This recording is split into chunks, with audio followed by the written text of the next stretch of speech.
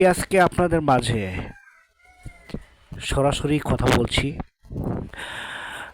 আমার একটা প্রিয় একটা ডায়লগ আছেন। ডায়লগটি মায়ের, আমার মাকে অনেক ভালোবাসি, শ্রদ্ধা করি। মা ভক্ত জুনিয়র মান্না ভাইকে ফলো করবেন। আর ছোট্ট ডায়লগটি আমি দিচ্ছি। ডায়লগ করার মতো আমার সময় নেই, তারপরে আপনাদের মাঝে আমি ছোট একটি ডায়লগ দিয়ে আমি বিদায় দিচ্ছি।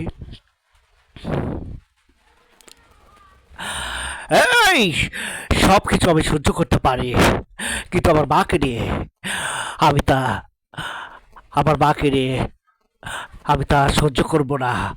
আজ প্রথমবার আমার মাকে নিয়ে তুই অপমান করেছিস, দ্বিতীয়বার ভুল করলে আমি তোকে ক্ষমা করব না। এই কথাটি মনে রাখিস।